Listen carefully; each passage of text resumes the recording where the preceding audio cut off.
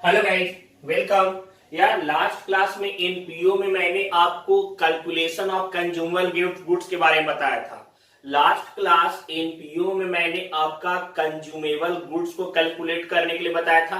आज की क्लास में ना बच्चे मैं आपका रिसिप्ट एंड पेमेंट अकाउंट के बेस्ड को क्वेश्चन बताऊंगा। ठीक है, रिसिप्ट एंड पेमेंट अकाउंट कैसे बनाते हैं और उसी के बेसिस पे मैं 2-3 क्वेश्चन सॉल्व करूंगा। अच्छे से वीडियो को देखिएगा और यार एक चीज और प्रॉपर राइट डाउन भी कीजिएगा। क्यों? क्योंकि एग्जाम में ज्यादा से ज्यादा नंबर अचीव करना है। ठीक है, चलिए ध्यान दीजिए फर्स्ट क्वेश्चन की तरफ। देखिए बच्चे, यह आपका फर्स्ट क्वेश्चन है, आप अच्छे तरीके से राइट डाउन कर जाइए। रिसिप्ट एंड पेमेंट अकाउंट बनाना यह आपका फर्स्ट क्वेश्चन है, आप अच्छे तरीके से राइट डाउन कर जाइए। ध्यान दीजिए। हाँ बच्चे ध्यान दीजिएगा, यहाँ पे बात करें रिसिप्ट एंड पेमेंट अकाउंट आपको बनाना था। क्लियर? अब ध्यान से समझिएगा। आपको मैंने फर्स्ट क्लास में यह बताया था कि receipt and payment account just like cash book होता है। जस्ट लाइक क्या होता है? Cash book. अगर आपने 11th में पढ़े होंगे तो आपको कैश बुक के बारे में पता होगा। साथ साथ आपका receipt and payment account real account होता है। रिसिप्ट एंड पेमेंट अकाउंट क्या होता है? रियल अकाउंट होता है। इसमें हम वही टर्म्स को लिखते हैं जिसका मतलब हम कैश में फील कर सके। आउटस्टैंडिंग का कोई भी जिक्र यहाँ पे नहीं होगा। बाकी है मतलब आपका उधार है, इस सब का कोई भी treatment receipt and payment account में नहीं होता है। क्लियर? अब देखिए बच्चे, यह आपका रिसिप्ट एंड पेमेंट अकाउंट में पैसा किसी भी सोर्स से आ रहा हो। ठीक है, अगर आप एनपीओ ऑर्गेनाइजेशन चला रहे हैं और अगर आपके किसी भी सोर्स से कोई फंड आ रहा है, क्लियर, और आप फील कर रहे हो कैश को, तो आप रिसिप्ट साइड में लिखेंगे। किस साइड में लिखेंगे? रिसिप्ट साइड में। लेकिन वही अगर आप मान के चले कहीं पे पैसा पेड आउट कर रहे हैं और कहीं आपका फंड जा रहा है तो वह आप पेमेंट साइड में लिखेंगे। ठीक है, सिर्फ कैश ट्रांजैक्शन को रिसिप्ट एंड पेमेंट अकाउंट में लिखा जाता है। ठीक है, जिसको हम लोग फील कर सकते हैं यार। ठीक है, आउटस्टैंडिंग का कोई treatment receipt and payment account में नहीं होगा। क्लियर? अब देखिए यहाँ पे जो क्वेश्चन आपको बताएं कि इस क्वेश्चन में सबसे पहले लिखा होता एंट्रेंस फी रिसीव। अब कोई एनपीओ ऑर्गेनाइजेशन है और जिसके पास एंट्रेंस फी आया है तो यह एक तरह का रिसिप्ट है ना बच्चे। तो यहाँ पे हम डेबिट साइड में लिखेंगे, रिसिप्ट साइड में टू लगा के, टू एंट्रेंस। देखिए बच्चे एक बात बता रहे हैं, थोड़ा सा आप नीचे ही करके लिखिएगा। क्यों? कभी कभी आपको ओपनिंग कैश बैलेंस भी देता है, टू बैलेंस भी लिखना जरूरी है। टू यहां लिखेंगे, to entrance fee. Entrance fee का अमाउंट कितना था आपका? 4000, 4000। क्लियर? आगे उसके बाद बोल रहा है आपका subscription received during the year. Subscription भी एक एनपीओ ऑर्गेनाइजेशन के लिए इनकम होगा ना। कोई मेंबर है एनपीओ का जो चंदा दिया होगा। ठीक है, तो चंदा मिला तो सब एनपीओ के लिए क्या है? इनकम रिसिप्ट है। तो यह लिखेंगे टू सब्सक्रिप्शन 40,600। आगे बच्चे कह रहा था mister x fee receive during the year. हो सकता है मिस्टर एक्स एनपीओ का मेंबर होगा। क्लियर? और वह अपना एनुअल मेंबरशिप फी पेड किया होगा, तो यह रिसिप्ट है ना। तो ऐसे लिखेंगे टू मिस्टर एक्स फी। कितना पेड हुआ था? 1200, 1200 लिख दिए। आगे बच्चे कह रहा था expense paid during the year 51,500। अब एक बात ध्यान से समझिए, एक्सपेंस कर रहे हैं। क्लियर? पैसा हमने खर्च करा तो हम आपको क्या बोले कि पैसा आया बच्चे रिसिप्ट साइड में लिखिए, पैसा जा रहा है पेमेंट साइड में लिख दीजिए। तो यहां पे हम लिख देंगे बाई एक्सपेंस। बाई करके लिखेंगे बाई एक्सपेंस। कितना अमाउंट हो जाएगा? 51,500। 51,500 हो गया। ठीक है, उसके बाद आपका दे रहा था expense unpaid of the year 2940। अभी बताएं कि एक्सपेंस कुछ है और जो बाकी है अभी पेड आउट नहीं हुआ, अनपेड है बच्चे। याद रखिएगा, कंफ्यूज एकदम नहीं हो रहा। कोई भी पैसा कुछ भी अगर बाकी है, आउटस्टैंडिंग है, वह हम रिसिप्ट एंड पेमेंट अकाउंट में रिकॉर्ड नहीं करते हैं। क्लियर है ना? चलिए ध्यान दीजिएगा। यहाँ पे उसको इग्नोर करेंगे। आगे सरप्लस ऑन बार अकाउंट, मतलब बार अकाउंट से फंड आया किसी प्रकार का, कितना, 15,000 का।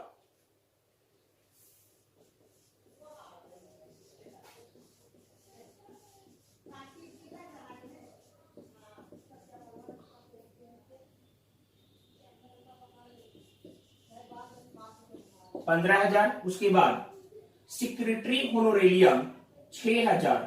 देखिए बच्चे एक बात बताते हैं, होनोरेलियम क्या होता है, मानदेय पुरस्कार का भुगतान। समझिए ध्यान से, किसी प्रकार का कोई बंदा जो है एनपीओ में आपका चैरिटेबल का काम किया होगा अच्छा खासा, तो उसको रिवॉर्ड देंगे ना, तो वह आपका होनोरेलियम कहलाता है। ठीक है, होनोरेलियम किसी को पुरस्कार देना, तो उसमें खर्च होगा ना, तो यह रेवेन्यू एक्सपेंडिचर माना जाता है। ठीक है, मतलब कि बार बार हो रहा है, लेकिन यह तो एक पेमेंट है ना, तो पेमेंट साइड में लिखेंगे हम इसको। आगे देखिए नेक्स्ट दिया होता है cash beginning of the year, cash in hand अभी बोले हम लोग, तो जब बिगिनिंग ऑफ द ईयर का कैश दिया हुआ रहेगा तो हम लोग लिख देंगे टू बैलेंस बीडी। बिगिनिंग शुरुआत का कैश अगर गिवन रहेगा तो हम लोग लिखेंगे टू बैलेंस बीडी। लेकिन एक बात बच्चे ध्यान रखेगा, ये जरूरी नहीं कि हमेशा स्टार्टिंग का टू बैलेंस बीडी गिवन नहीं होगा। क्यों नहीं दे सकता, अगर कोई एनपीओ नया नया चालू हुआ होगा तो प्रीवियस ईयर का कैश उसके पास हो सकता है, नहीं ना, तो यहाँ पे हम उसको कुछ नहीं इग्नोर करेंगे अगर ऐसा रहा तो। लेकिन यहाँ तो दिए हुए था, कितना था बिगिनिंग ऑफ द ईयर का कैश 4,700, 4,700 लिख दिए। आगे उसके बाद कह रहा था लॉकर रेंट रिसीव 1,000। समझिए बच्चे, हो सकता है यार अभी जैसे मान के चले कोई एनपीओ ऑर्गेनाइजेशन चल रहा है, तो वहां पे जो मेंबर होते हैं, भैया जी जब आप यहाँ पे आते हैं तो आप अपना सामान अपने लॉकर में रखिएगा, तो लॉकर का चार्ज होता है, तो मेंबर जो पेड करेंगे, तो यह तो एनपीओ के लिए इनकम होगा ना, तो लॉकर रेंट रिसीव हम लोग लिखेंगे रिसिप्ट साइड में 1,000। आगे investment bought during the year at cost 2,200, कोई इन्वेस्टमेंट परचेज कराए। देखिए बच्चे यहाँ पे हमको रिसिप्ट एंड पेमेंट अकाउंट में हमको कोई भी मतलब नहीं है कि वह कैपिटल नेचर का है या रेवेन्यू नेचर का ट्रांजैक्शन है। ठीक है, कैपिटल नेचर का ट्रांजैक्शन या रेवेन्यू नेचर, अगर वह ट्रांजैक्शन हो रहा है जिसमें कैश आ रहा है या जा रहा है, हम उसे रिकॉर्ड करेंगे। तो इन्वेस्टमेंट परचेज कराए, तो इन्वेस्टमेंट परचेज एक खर्च है ना, तो यहां पे लिखेंगे बाई इन्वेस्टमेंट कॉस्ट लिखा हुआ था, कितना का 2,200 का। क्लियर। अब यहां पे हम टोटल करेंगे और टोटल करने के बाद जो यहां पे आएगा हमारा बैलेंसिंग फिगर, उसको लिखेंगे बाय कैश इन हैंड, मतलब एक तरह से यह क्लोजिंग कैश इन हैंड है बच्चे, हम इसको यह भी लिख सकते हैं, और by balance CD, opening cash को balance BD to cash in hand, और क्लोजिंग को बाय बैलेंस सीडी यानी cash in hand, closing balance का। क्लियर। यहां तक पहले इसको टोटल करते हैं हम और बैलेंसिंग निकालते हैं। ध्यान दीजिए 66,500 आया बच्चे टोटल सम करके। ठीक है, यहां भी लिख देंगे, जो ज्यादा रहेगा दोनों साइड लिख देंगे। ठीक है, और बैलेंसिंग फिगर निकालेंगे।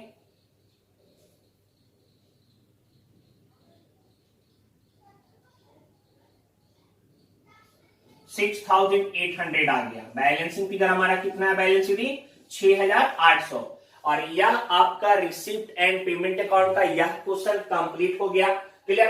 अच्छे तरीके से राइट डाउन कर लीजिए। चलते हैं नेक्स्ट क्वेश्चन की तरफ, ध्यान दीजिएगा बच्चे, 3 क्वेश्चन आज बताएंगे, इंपॉर्टेंट है, अच्छे तरीके से समझ में आएगा। राइट डाउन कीजिए, चलते हैं नेक्स्ट क्वेश्चन में।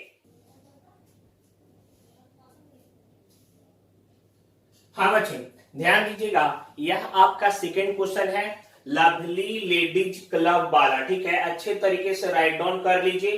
क्लियर, क्योंकि यार पूरा एक्सप्लेनेशन मतलब फॉर्मेट बना करके सिर्फ समझाऊंगा अच्छे तरीके से। ठीक है, तो आप इस क्वेश्चन को राइट डाउन कीजिए। चलिए ध्यान दीजिए, इस क्वेश्चन को सॉल्व करते हैं और समझाते हैं आपको। ध्यान दीजिएगा बच्चे, आगे देखिएगा, ध्यान दीजिए। यहाँ पे आपका मैंने दूसरा क्वेश्चन सॉल्व करा बना दिए, बोल रहे हैं, समझा रहा हूं बच्चे, पता है टाइम कम और पता है ज्यादा क्वेश्चन अटेम्प्ट करने के लिए ऐसे बना रहा हूं। ठीक है, ध्यान दीजिएगा। देखिए बैलेंस विधि आपके क्वेश्चन में पहले से कैश इन हैंड गिवन रहेगा। ठीक है, आप उसे राइट डाउन करिएगा। जो स्टार्टिंग का रहेगा ओपनिंग वाला, क्लियर, सब्सक्रिप्शन हमें यह पता हो चुका है कि वह रिसिप्ट होता है, इनकम होता है एनपीओ के लिए, तो वह मैंने लिख दिया। डोनेशन, कोई बंदा है यार एनपीओ में दान देगा तो यह इसके लिए क्या है, एक प्रकार का रिसिप्ट होगा ना, वह मैंने लिख दिया। एंट्रेंस फी, कोई बंदा यार सपोज एनपीओ ऑर्गेनाइजेशन चला रहे थे, क्लियर, और कोई बंदा आया बोला कि हमें भी यहाँ देखना अंदर क्या क्या है एनपीओ में, यहाँ पे किस टाइप का एनपीओ है, तो बोले मेंबरशिप फी है। कितना मेंबरशिप फी है एंट्रेंस का, 430 रुपया आपको एंट्रिंग चार्ज देना पड़ेगा, ठीक है, तो वह भी आपका एक प्रकार का रिसिप्ट हो गया। हॉल रेंट, यार कभी कभी सुने ना, जैसे मंदिर आपका, गुरुद्वारा, चर्च, तो क्या होता है इन लोग के पास हॉल भी होता है। एनपीओ ऑर्गेनाइजेशन है बच्चे, टेम्पल आपका मतलब म्यूजियम, गवर्नमेंट म्यूजियम, तो यह सब आपका क्या है, गवर्नमेंट का एक प्रकार का एनपीओ ऑर्गेनाइजेशन है, क्लियर। तो अपने हॉल को रेंट पे दिए, क्लियर, तो हॉल को रेंट पे दिए तो वहां से इनकम जनरेट कितना हो, 525, तो ये इसके लिए क्या होगा, रिसिप्ट होगा ना, ये इनकम जिसको बोल सकते हैं। आगे इंटरेस्ट ऑन इन्वेस्टमेंट, अब सपोज दैट बच्चे क्या हुआ ना कि एनपीओ ऑर्गेनाइजेशन के पास कोई बंदा बड़ा ह्यूज अमाउंट दिया तो कहीं तो इन्वेस्ट करेगा, अब कहीं जब इन्वेस्ट करेगा तो उससे तो ब्याज आएगा यार, हम लोग भी नॉर्मली कहीं पैसा इन्वेस्ट करते हैं तो रिटर्निंग में हमें इंटरेस्ट मिलता है, तो यहाँ भी इंटरेस्ट मिलेगा ना, तो इंटरेस्ट मिला 295 का, क्लियर, तो वह आपका रिकॉर्ड कर देंगे। टोटल हमारा रिसिप्ट साइज 6250 का है, क्लियर। अब देखिए बच्चे, यहाँ पे इलेक्ट्रिसिटी चार्ज पेड किए, खर्च होगा, पेमेंट साइड में जाएगा। अब एनपीओ को भी कभी कभी टैक्स पेड करना पड़ता है, कभी कभी क्या बच्चे टैक्स पेड करना पड़ेगा। मान के चलिए यार कोई बंदा अगर एनपीओ चला रहा है तो एनपीओ में अच्छा खासा टर्नओवर है, या फिर कोई अगर मान के चलिए एसेट्स को रिसीव किया तो उस पर टैक्स तो बनता है, तो उसको पेड करना पड़ेगा, तो यहाँ पे एनपीओ टैक्स पेड करा, क्लियर। सैलरी एंड वेजेस दिया, अब एनपीओ में काम करने वाले जो कर्मचारी काम कर रहे हैं, जो मेंबर काम कर रहे हैं, तो वो लोग अपना सैलरी लेंगे ना यार, जैसे मान के चलते बच्चे एनपीओ मेंबर के द्वारा चलता है, लेकिन अभी जैसे कर्मचारी है, सफाई कर्मचारी है, वर्कर है, अकाउंटेंट है, तो यह सब जो अपने सैलरी को लेंगे ना, क्योंकि वह सब एज एम्प्लॉय काम कर रहे हैं, तो सैलरी एंड वेजेस खर्च हो गया पेमेंट साइड में। होनोरेरियम जस्ट आप किसके पहले वाले क्वेश्चन में समझाए थे, खर्च होता है। प्रिंटिंग एंड स्टेशनरी, यार किसी प्रकार का अगर बात करें प्रिंटिंग करवाया गया है, किसी प्रकार का कोई स्टेशनरी का सामान परचेज किया तो वह आपका पेमेंट साइड में जाएगा। पेटी कैश पेमेंट क्या होता है, आप देखिए बच्चे, छोटा मोटा खर्चा, ऐसा कोई खर्च जो जनरल खर्च था, एनपीओ संस्था चला रहे थे, पता चला क्या चीज कह रहे यार अच्छा है चलो एक काम करते हैं, स्मॉल कुछ जनरल, अचानक से कोई दूसरे जगह से आ गए अचानक से मिलने के लिए, जो पहले इस संस्था के मेंबर थे अब मेंबर नहीं, तो उनके लिए कुछ खर्च कर दिए, ऐसा कोई भी जनरल खर्च आपका पेटी कैश एक्सपेंस होता है, तो वह भी आपने लिखा, क्लियर। इंश्योरेंस प्रीमियम, एनपीओ के पास भी अपना संपत्ति प्रॉपर्टी होता है तो वह भी अपना इंश्योरेंस करवाएगा ना बच्चे, तो यहाँ पे एनपीओ का इंश्योरेंस प्रीमियम चला गया। अब देखिए बैलेंसिंग करने के बाद, यह टोटल के बाद यह सारे को सम करेंगे और घटाने के बाद जो बैलेंसिंग फिगर आएगा, यह बैलेंसिंग फिगर हमारा बाई बैलेंस शीट यानी क्लोजिंग कैश इन हैंड 3300 आया। यह आपका क्वेश्चन 2 कंप्लीट हो गया, आपको समझ में भी आया होगा। चलिए देखते हैं नेक्स्ट क्वेश्चन की तरफ, ध्यान दीजिए।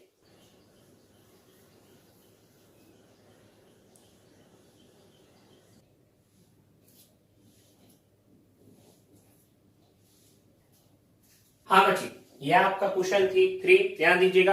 यहाँ पे बच्चे मैंने आपका बना दिया यार, इसलिए बना दिए क्योंकि मतलब टाइम कम लगे और अच्छे से आप मतलब ज्यादा क्वेश्चन तक कवर कर लें।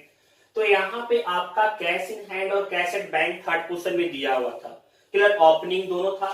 देखिए 1 अप्रैल 2015, 1 अप्रैल 2015, कैश इन हैंड का भी दिया हुआ था, कैश एट बैंक का भी दिया हुआ था बैलेंसिंग, ठीक है। तो हमने लिख दिया रिसिप्ट साइड में। सब्सक्रिप्शन रिसीव हुआ एनपीओ में 12,000 का, वह हमने लिख दिया। एंट्रेंस फी कलेक्ट हुआ वह हमने लिखा, क्लियर। सेल ओल्ड न्यूज़पेपर, देखिए बच्चे यह एनपीओ ऑर्गेनाइजेशन है, ठीक है, तो यह सोचेगा कि हमें जितना ज्यादा फंड जहां जहां से अरेंज हो सके अरेंज करेंगे, क्लियर, और उसी फंड के आधार पे तो वह अपना एनपीओ को रन कर रहा है ना, क्लियर। तो इस कारण से न्यूज़पेपर से बेचने वाला इनका इनकम रिसिप्ट साइड में रिकॉर्ड हुआ। लॉकर रेंट के बारे में बता चुके, यह भी आपका रिकॉर्ड हो गया। यहाँ पे रेंट पेड किया, खर्च है पेमेंट साइड में, सैलरी पेड किया, खर्च है पेमेंट साइड में, प्रिंटिंग एंड स्टेशनरी परचेज किया, पेमेंट है खर्च साइड में। फर्नीचर खरीद लिया, एसेट्स परचेज किया, बच्चे रिसीप्ट एंड पेमेंट अकाउंट है। चाहे खर्चा एक बार वाला हो या बार बार वाला, सारा लिखेंगे। चाहे इनकम एक बार वाला हो या बार बार वाला, सारा लिखेंगे। क्लियर। फर्नीचर परचेज क्या लिखिए, क्लोजिंग कैश इन हैंड का बैलेंस दिया हुआ था आपका 1300 बचे, लेकिन फिर भी हमने टोटल करा तो 20,200 आ रहा था, और यहाँ पे बैलेंसिंग फिगर में 8,700 रुपया कम रहा था, 8,700 कम रहा था। तो कैश एट बैंक करके हमने बैलेंसिंग फिगर 8,700 डाल दिया। क्लियर। अच्छे तरीके से राइट डाउन कर लीजिए। चलते हैं आपका थोड़ा बताते हैं इसके बारे में। देखिए बच्चे, आप सारा क्वेश्चन को अच्छे तरीके से बनाइए। क्यों यार, बोर्ड में आपको नंबर अच्छा लाना है। पता है, रिजल्ट आपका बार बार नहीं बनेगा, बस एक बार बनेगा। और एक बात और, जो कहते हैं क्या कि रिजल्ट के आधार पे हमारा कैरियर डिसाइड नहीं होता है, यह बिल्कुल गलत है बच्चे। कहीं भी अगर आप इंटरव्यू में जाते हो तो उनके पास इतना कम ड्यूरेशन होता है, उसी में वो आपको जज करते हैं। क्लियर। और जो आपके मार्कशीट को देख करके जज किया जाता है, तो काइंडली रिक्वेस्ट है कि अच्छे तरीके से पढ़ाई करें, जिससे आपका मार्कशीट ज्यादा अच्छा हो। ठीक है। और हम आपका पूरा हेल्प करेंगे, जहां तक मेरे से हो सकता है यार। आप बोल सकते हैं सर इस टॉपिक में प्रॉब्लम है, यहाँ पे नहीं समझ में, चैलेंज कर रहा है यार, आपको जहां भी सपोर्ट होगा यार मैं करूंगा। ठीक है, काइंडली रिक्वेस्ट है। और हाँ यार, और हाँ बच्चे यार, अगर आप वीडियो देख रहे हैं, अगर आपको लग रहा है क्या कि हाँ पढ़ाने का तरीका हमारा अच्छा है, आपका कॉन्सेप्ट क्लियर हो रहा है, तो यार रुकना नहीं चाहिए, वीडियो शेयर कीजिए। जो फ्रेंड गुस्सा भी कर रहे हैं ना आपसे कि भाई क्यों भेज रहे हो, नाराज हो रहा है आपसे, चलो तब उसको 2 बार 3 बार ज्यादा भेजेंगे, 2-3 वीडियो उसको एक्स्ट्रा भेजेंगे। क्यों परेशान हो रहा है, थोड़ा परेशान कर देते हैं, और क्यों उसके भले के लिए। ठीक है, चैनल को सब्सक्राइब कीजिए और बेल आइकन को यार क्लिक करके रखिए। क्यों यार, जब जब वीडियो अपडेट करेंगे आपको नोटिफिकेशन जाएगा, आपके काम का रहेगा, देख सकते हैं। ठीक है, बाय, सी यू, मिलते हैं नेक्स्ट क्लास में।